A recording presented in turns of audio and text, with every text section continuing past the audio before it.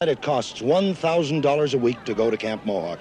The question is it worth $1,000 a week? It sure is. It's the best darn camp there is. Well, are you connected with Camp Mohawk? Well, I think so. I'm the program director, Jerry Aldini. Well, how do you justify $1,000 a week? Well, we have some special programs. We're doing Shakespeare in the Round again this year, of course. Our political roundtable, Henry Kissinger will appear.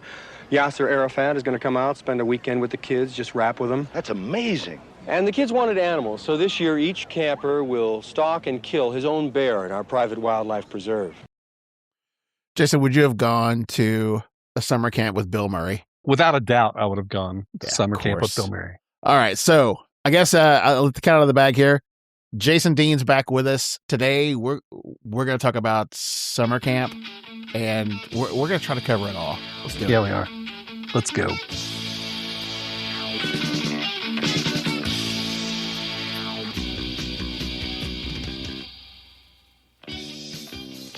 Jason, what a great time to have you in. I'm back. The break was good. Opened up last week.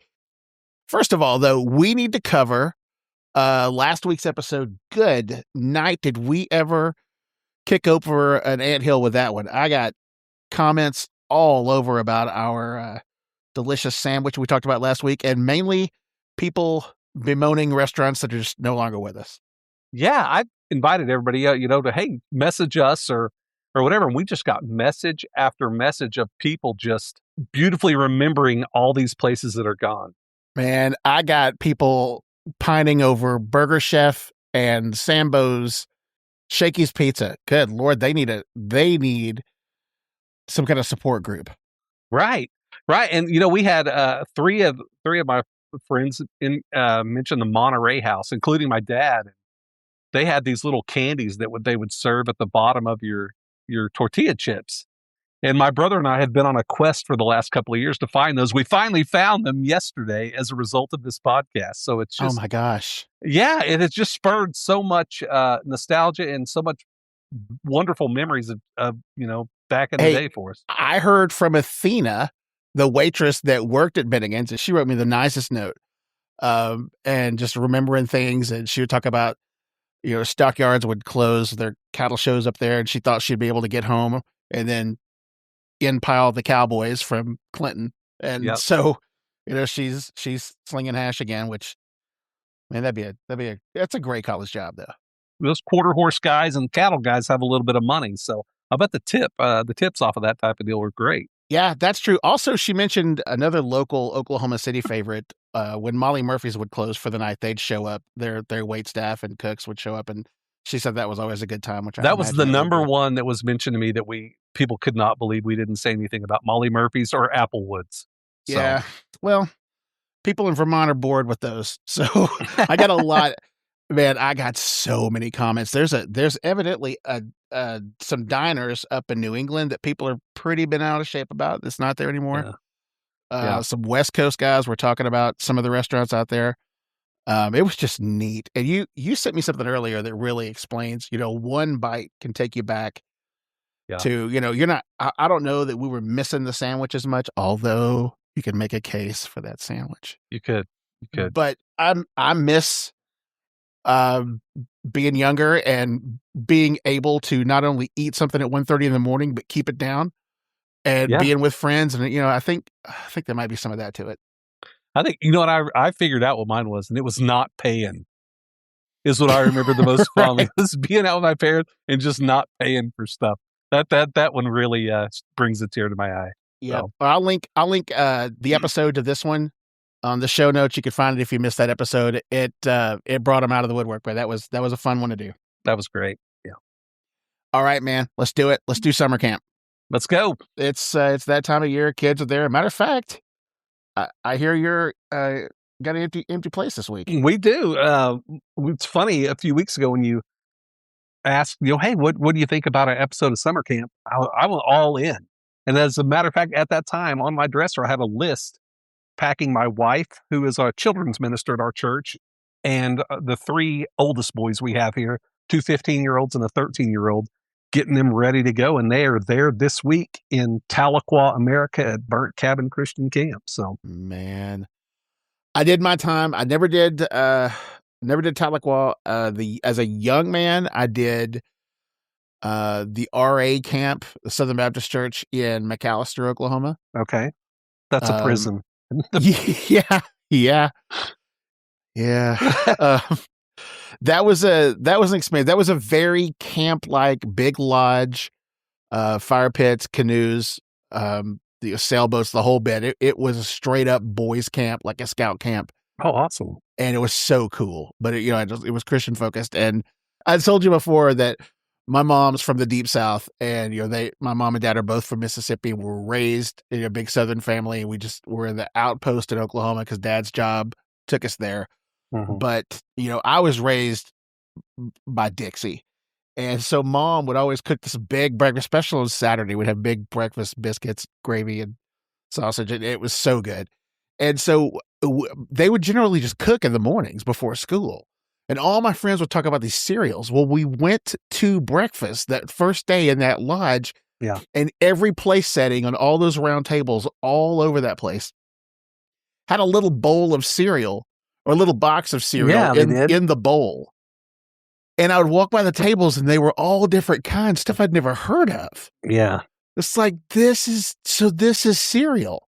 And I'm not kidding. I had never eaten any of those. I think we had cornflakes maybe in the house or something, but every day it was like I'd go to breakfast and I would get to eat what the neighbor kids were eating. Yeah. It was so good. Yeah, that's what camp was for, is getting introduced to things you've never seen before. Yeah, it was really good at that. Normally that's where a guy, buys his first dime bag, in camp, like with the bad kids he's not supposed to hang out with when he's at home. But mine was like, hey man, you got any of those Fruit Loops? That's how ours was too. It's hilarious because, I never went to a secular camp like Meatballs. There was shenanigans. There was camp girlfriends. There was all that like Meatballs-esque, but I was raised in the Church of Christ and we did not, it was not Meatballs like in any way, shape, or form outside of just those two things. But you're right though. Snacks are currency at camp. So yes. Yeah. So I remember being in middle school, even high school, all the Southern Baptist kids went down to Falls Creek in Oklahoma. Yep. I think it's around Davis. It's somewhere south. Yep.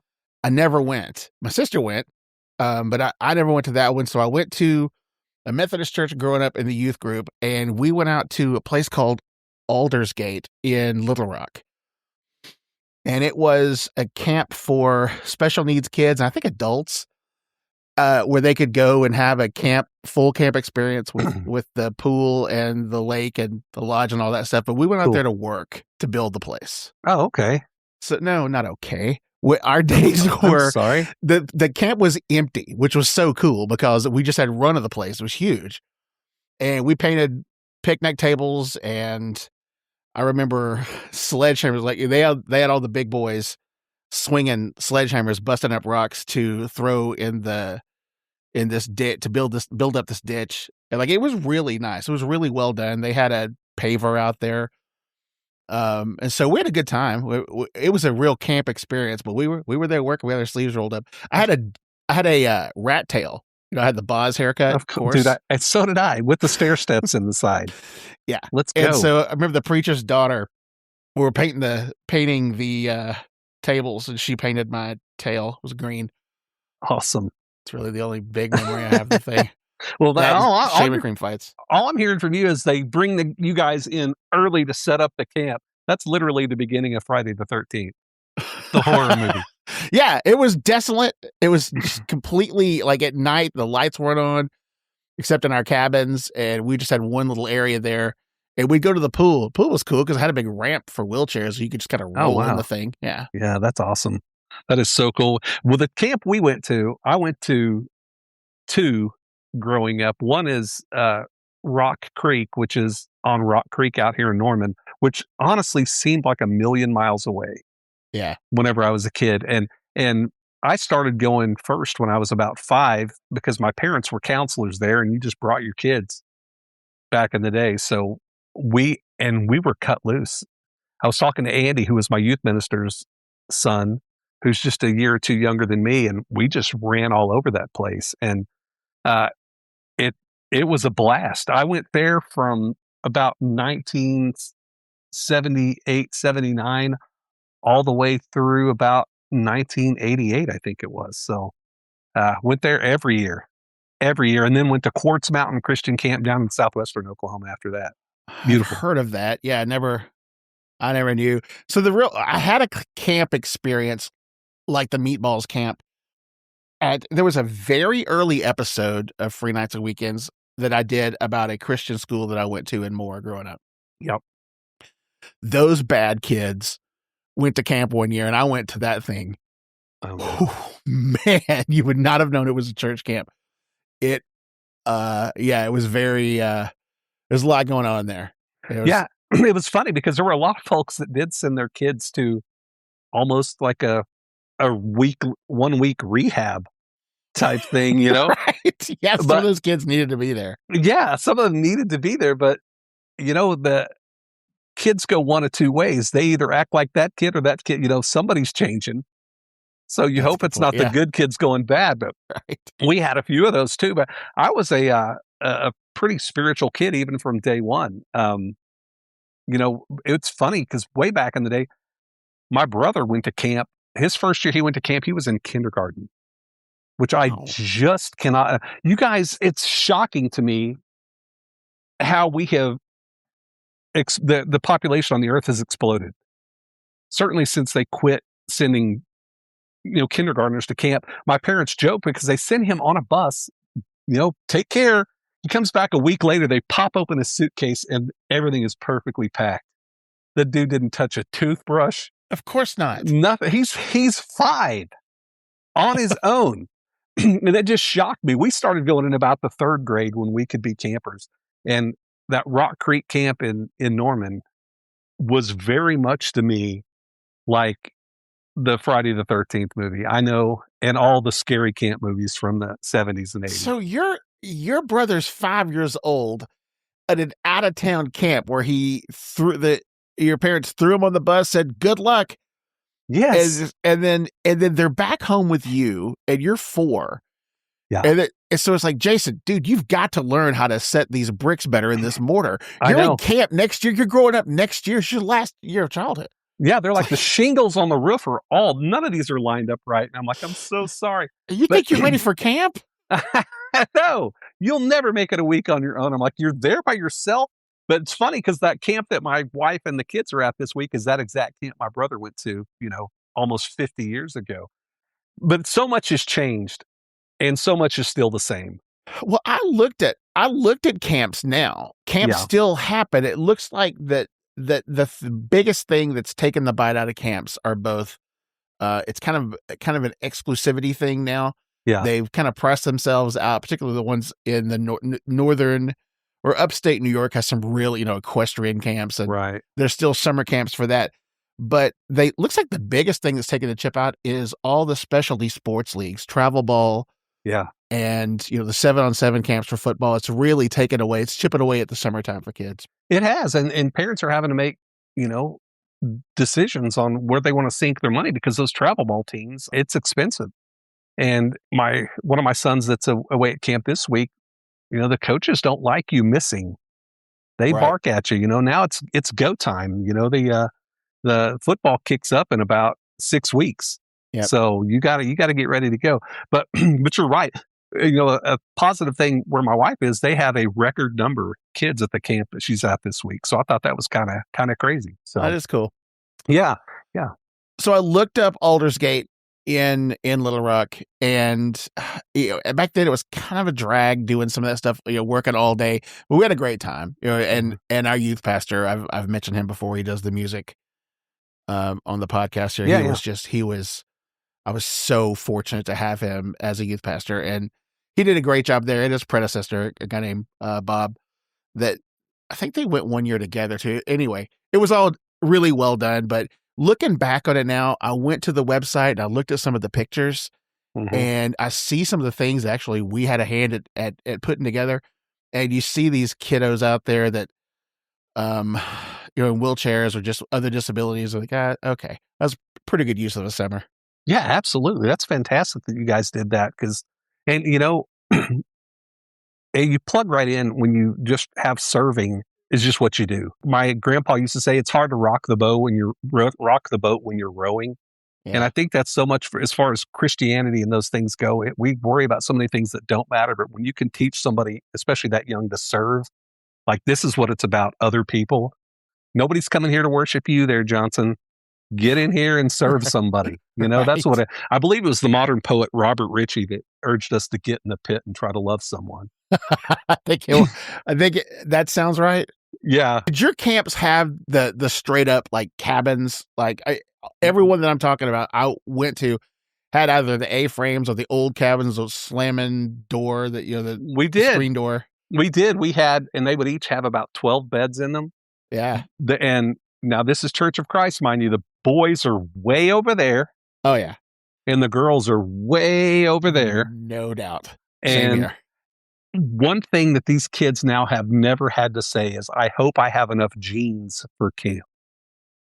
At the Church of Christ camp, way back in the 70s and 80s, we could not wear shorts. Wow.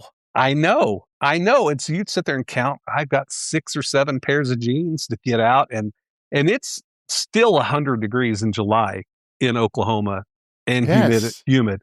So we would pack our jeans.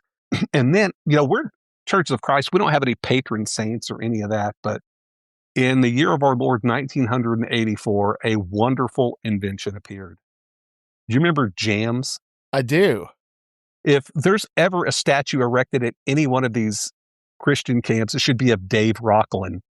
And if you don't know who that is, he is the inventor of jams shorts. Did they let you wear those? They did because, the fingertip test was you had to put your hands down by your side and your finger. Dude, I joked about this on that last podcast episode, but our shorts, if you look back at the 80s, this podcast, we've gone over a lot of stuff we got right. Fashion in the 70s and 80s, we did not get right.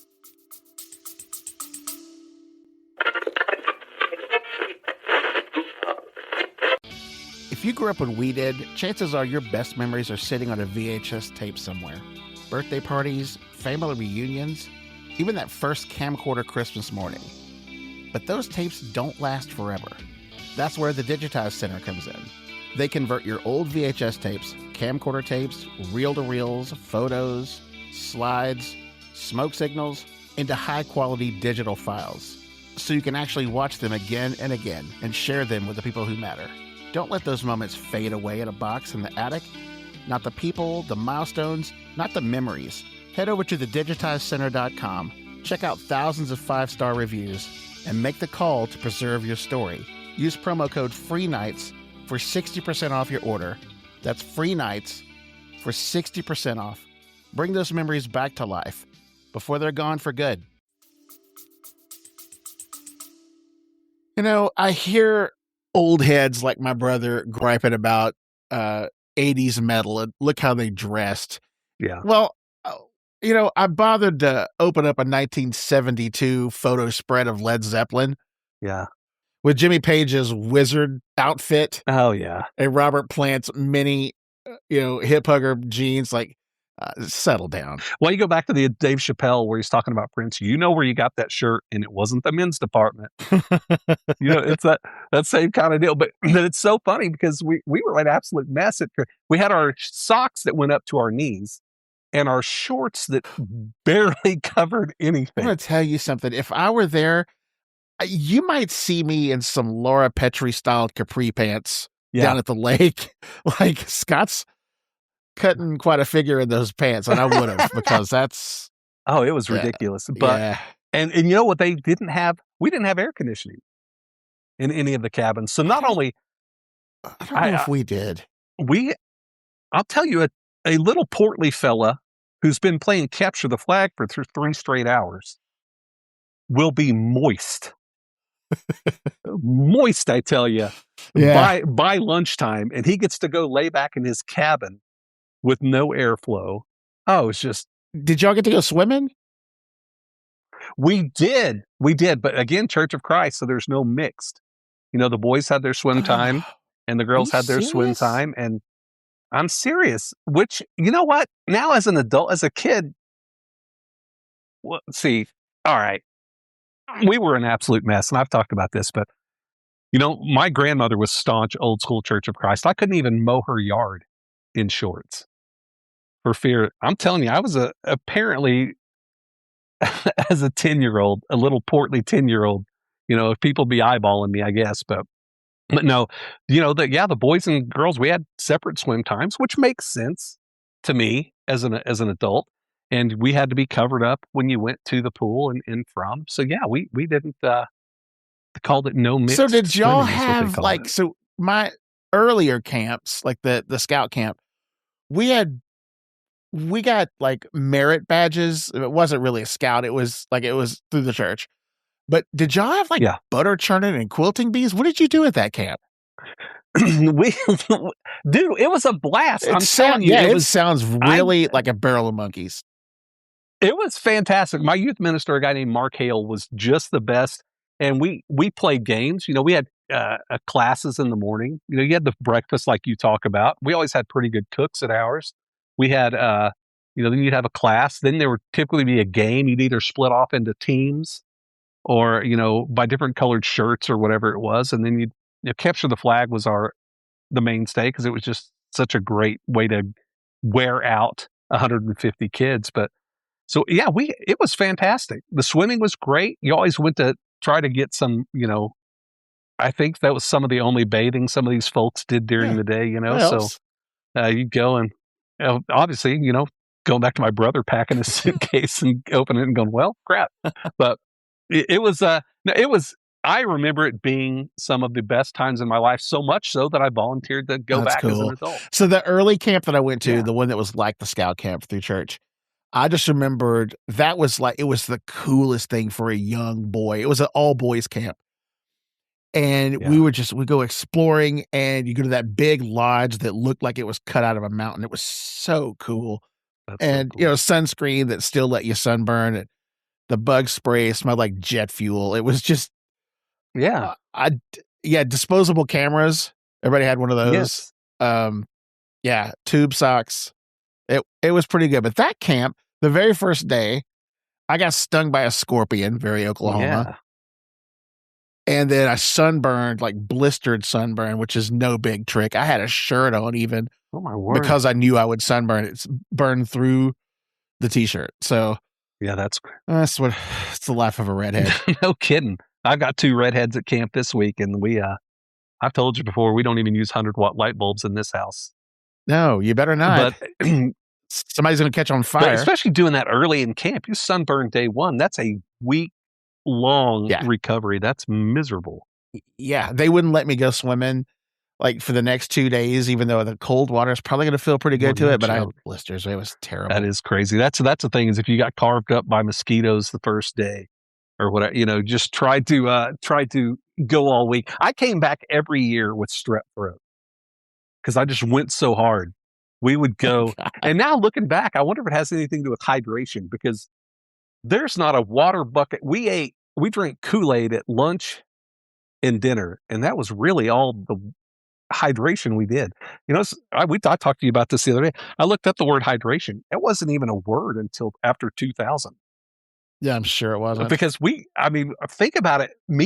I'm bringing home 6 sopping wet pairs of jeans just full of, it's no wonder nobody fell out from a heat stroke. Yeah. It was great though. I'm telling you some of the greatest memories ever. I love it.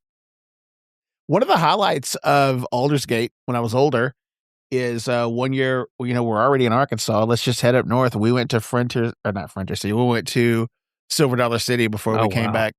That is awesome. That's really cool. That's a great place to go anytime. But yeah, we went out on some excursions, and they would have contests. Whoever the boys' cabin that kept their room the cleanest all week and scored the most points by participating in classes and showing being a good camper.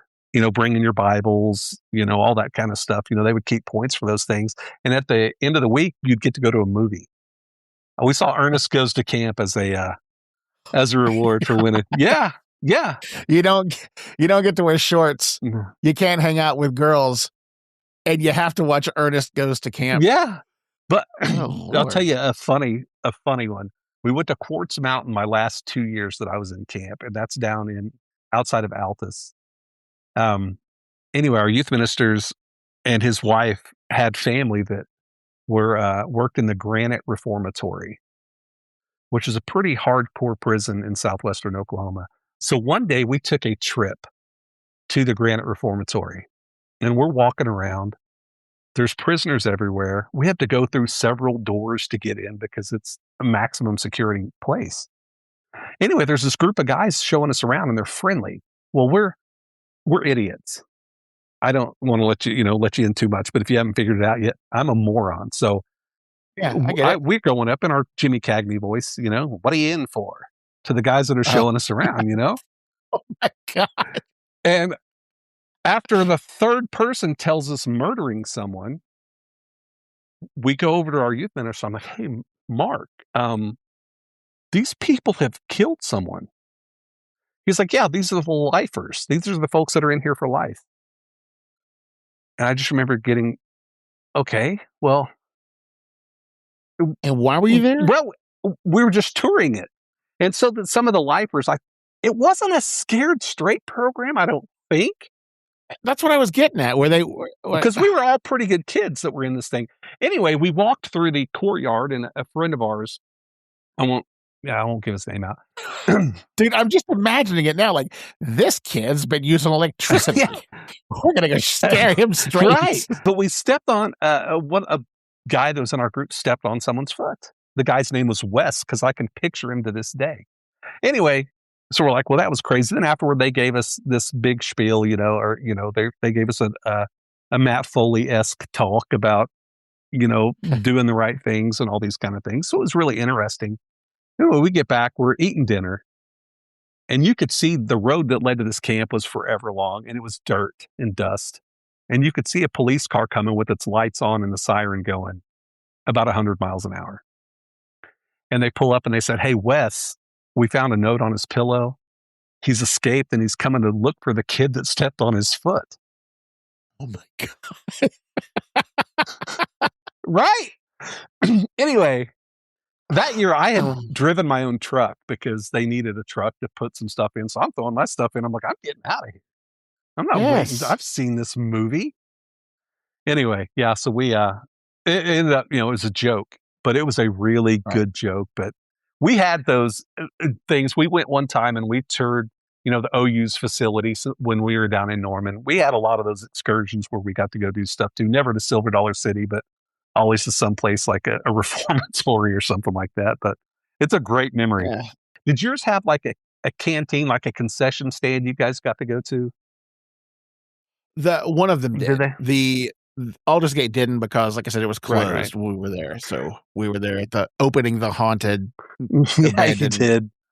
They had these canteen. They called it canteen in the evening, and you could go get like a Gatorade or a soda or a candy bar, and those were highlights. And we did it 45 years ago, a canteen date. You would ask a girl, you want to go to the canteen with me? And now looking as a counselor, having gone back as a counselor, you could always tell when things were getting serious whenever the hand holding moved from mittens to gloves. Some intertwined fingers. That's exactly right. When you went from palm to palm to intertwined fingers, we had moved on to something real. This might last. This is going to, stand the test of time. But so you would walk your girlfriend up to the canteen, and I will have a Mountain Dew, and the lady will have a Jolly Rancher stick. It was very. So you pick anything from the lower shelf, it's on me. But that was a canteen date. That's pretty good. Lady will have your finest cinnamon stick. That's right. That's right. Please bring out. Do you have anything in the back? Something special that you're holding on to for a certain occasion? We got some Cheetos that haven't expired yet. Very good, sir. I asked my wife if they still do that, and they do. They still have canteen dates. Anyway, it's still camp boyfriends and girlfriends are still a thing, and I'm glad, because it's just such an awkward thing to watch happen. Yeah, it is. I saw some of those when I was older. with the United Methodist kids. There was a couple there that just actually a few couples, and it was, man, let's go out and play sandlot ball. I don't, come on. Yeah. I get it, dude. She's good looking, but she's camp good looking. When you're in school, you got a lot more women around. Yeah.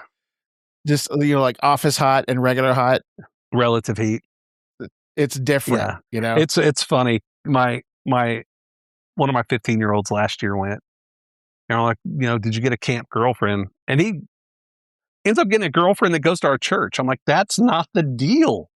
You get a girlfriend from a church 2 states over or something. Yeah, you got to write her, but at Paul Husker. Yes, or wherever. That's right. Like, yeah. So, but yeah. Now you guys made fun of our Church of Christ. We jeaned it up and shorts to our knees and all that. What are the Methodists? I just assumed you guys were serving alcohol. Dude, we were getting our mullets painted by Amy. Yeah, you were. We were playing. I remember somebody had the new Journey Raised on Radio tape. Get out. And we were at the pavilion. It just started raining like mad one day when we were painting those picnic tables. And so all the dudes said, it's football time. So we went out there on the grass and played in a rainstorm. It was just, it wasn't that bad because here I am in my 50s and I could see it and smell it. Yeah. And pretty good time. Yeah. We had some of those same exact memories too, that just, you can just be taken back there. And when my kids, I'm just hyping them up. I'm like, there's these games and there's basketball and there's gaga. They have all these different games now that we didn't have. And they're just not excited about it. I'm like, how do you not get excited about capture the flag? I don't understand. I'm like, oh my word, you'll get it. And you'll be a champion of it by the end of the week. What camp game? You need to come back here with 3 snipe pelts. That's right. Yeah. So what camp games did you guys play? We did some capture the flag. We did frisbee golf for you. They had a frisbee golf course there.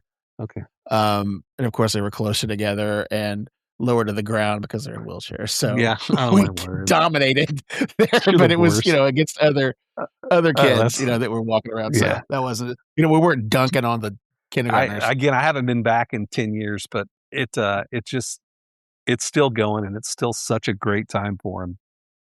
Well, like I said, Rob did a great job with ours. We did swimming and, nature walks, and there was some capture the flag and flashlight tag at night was cool. Yeah. Campfire skits, s'mores. They did a whole bit. Actually, I think Bob was the acoustic guitar guy because there's always an acoustic guitar guy. No, there's not. Oh, that's right. I'll bet there ain't. That's right. I forgot you people are you people. Acapella, baby. The way the good Lord intended it.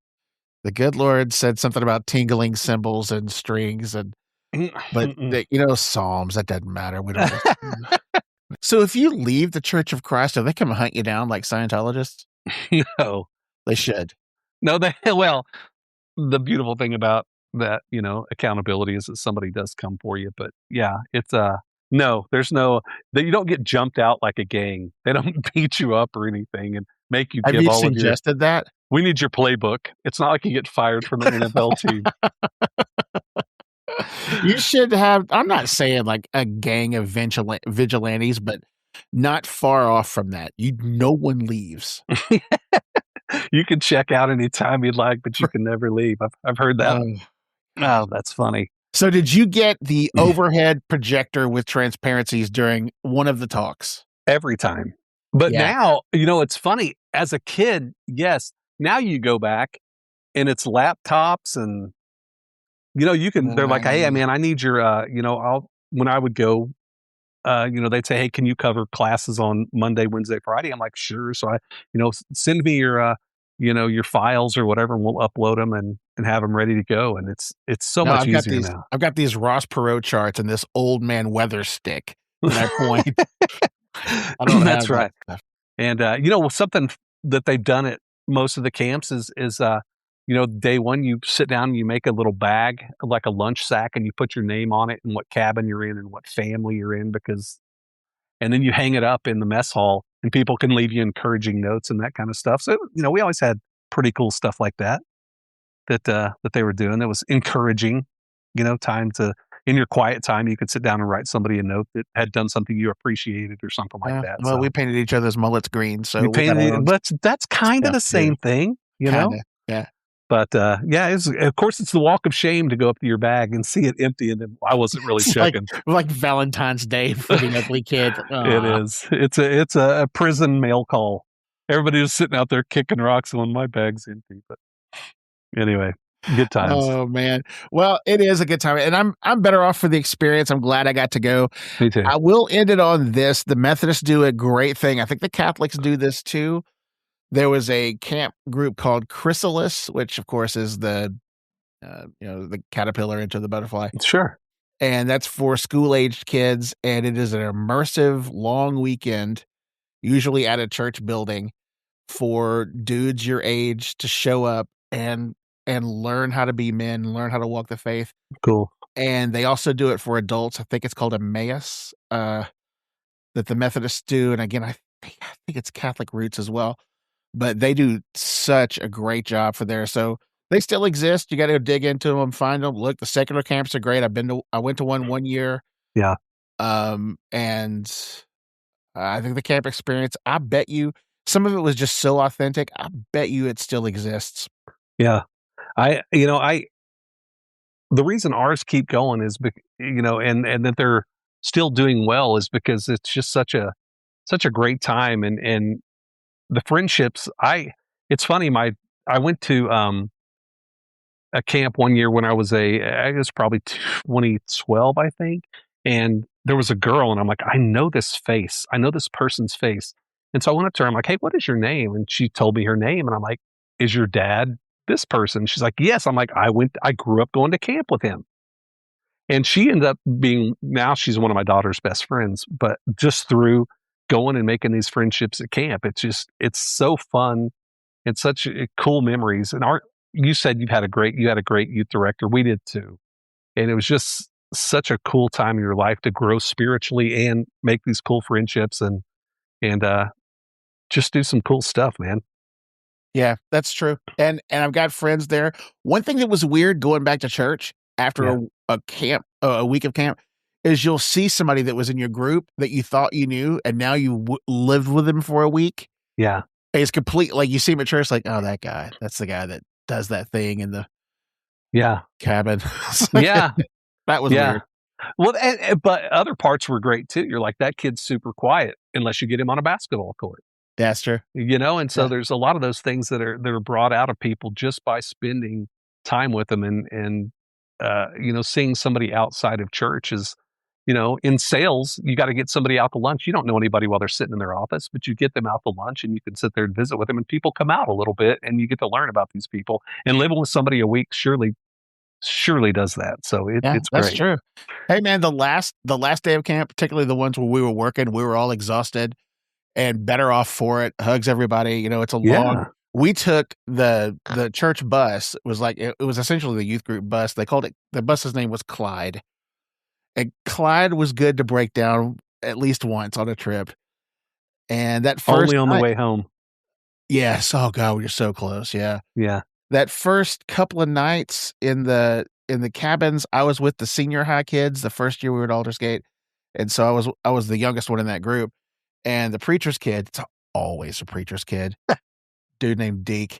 He, I think he took Clyde into Little Rock to a store and bought a bunch of candy and food for our cabin. Oh, that's so cool. And so he came back and he was carried back to his bunk. like the welcoming pharaoh. No kidding. That is so cool. He was a hero. What a great dude. Oh. Yeah. Well, of course, funny.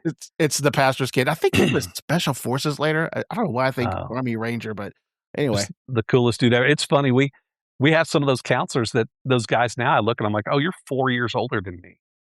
You had no business counseling me. One year. You have no business counseling me. There was a guy and we were not far from Griffin Hospital in Norman. God. Which I know, which a lot of you folks, the national folks may not know, but it's a home for I don't know, mentally ill. No, it was an old sanitarium from the, I think, 20s. And they've got an old look. I'll set the stage for Go the, right the ahead. non-initiated to the great southern plains of America. There's a place called Griffin Memorial. It's not far from the campus of the University of Oklahoma. It's on the east side of Norman. And you can drive through it, and it looks haunted. Yeah. There's old buildings there that are boarded up that they don't use anymore, and it's not because there's not as many crazy people in Oklahoma. Promise. We just let them free now. We just let them run for office.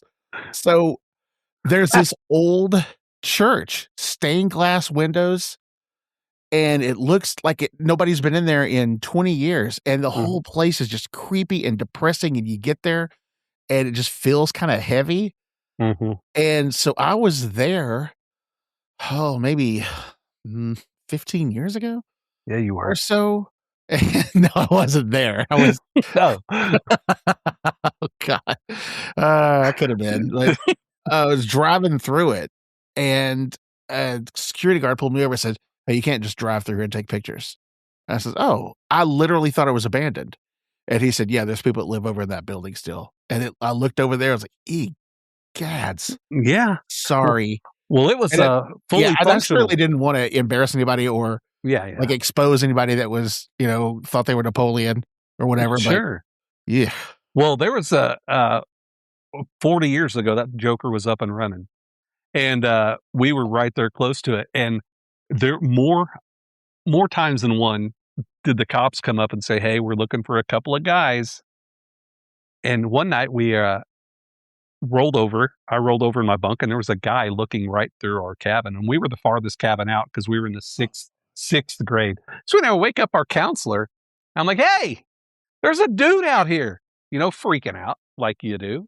Yeah. And he's like, he looks me right in the face and says, "I'm just as scared as you. What do you want me to do?" Oh, And I went, "Oh, I want you to not say that to a kid. I want you to say something brave." But no, he's like, "I'm just scared as you are. Lock the door." I'm like, "Okay." So anyway, Oh. but yeah, we were close down there, and there was always somebody would circulate a rumor through camp. "Hey, the cops were here. There's a guy, and it's Hank." The guy's name was always Hank. Hank got loose again because he heard we were here. And for a minute, you're just like, I remember the first time that happened to me. I was in the 3rd grade, and I call my parents, who I live in the home I grew up in, 15 miles from this campsite, right? I called my parents. I'm like, "Hey, can you come get me?" And like, "No, it's too far." I'm like, "Oh, okay. I guess I'll see you guys Saturday, I guess." But, it was a growing up deal. But Hey, we got another kid looks just like you. I don't care really. he could survive a week when he was a kindergartner, grow up. And But yeah, anyway, camp was just it's just scary stories, and the first awkward learning to shower with 14 dudes, and brushing your teeth, and on your own without being told. It was just kind of like a year of college whenever you were 8. So yeah, that's true. Look, I appreciated my time there. It was I've got great memories from there still, and there's people that I consider friends now. Thanks certainly to yeah, the miracle of Facebook, and all these old buddies pop up, and you talk about old times, and yeah. I almost killed a guy, a buddy of mine. Oh no. It was a little older than me, David Mullins. We were throwing rocks off the back of this truck. He was down in this ditch, and I don't know if I hit him or if it just zoomed past his head. I don't know what, but we almost came back with one less than what we went with. So Oh no. See, and that's how you judge success right there. Like I said about vacation. yeah. You got to bring back as many as you took, or you got to name the camp after somebody. Yeah, no doubt. Nobody wants to spend time at the David Mullins Memorial Drainage Ditch at Aldersgate anyway. All right, we're back at it, man. It was a great hiatus, Yeah. and we got some good episodes coming up, some really fun ones I'm really looking forward to. And Me too. a lot of people use this thing to go to sleep to at night, and so it's my dulcet tones that they, I need to learn to talk slower. Good night, Debbie. I want you to see some scenes from my new Disney movie, Ernest Goes to Camp. Look, not this part. Don't look at this part, because I'm not in this. You lay down with dogs, you're going to get fleas. That's what Right. I was always told. It's true. I wonder how many examples in the neighborhood of me being the dog that parents were telling cautionary stories not to hang out with that redhead. I'm sure none of them. Plus, you couldn't get away with anything. A big, tall, redheaded guy? Are you sure it was him? The show's over, and I don't know what to do with myself till next Friday. You could spend hours making your own free nights and weekends t-shirts and coffee mugs, but now there's a better way. There's got to be a better way. Yeah, I just said that. Oh, I didn't know what that meant. A quality industrial sewing machine could cost more than $20,000 probably. Would you pay $200 for a gorgeous free nights and weekends magnet? I would. Probably. I guess. Not with this special offer, you won't. Follow the FNAW swag link on this player, and you'll spend a fraction of that on quality FNAW merchandise you crave. No more downloading sketchy copies of design software. No more blacking out with rage, trying to get the typeset all lined up perfectly. We do all that. Follow the link for the finest t-shirts, mugs, koozies, and tumblers, and support the show. Operators are standing by.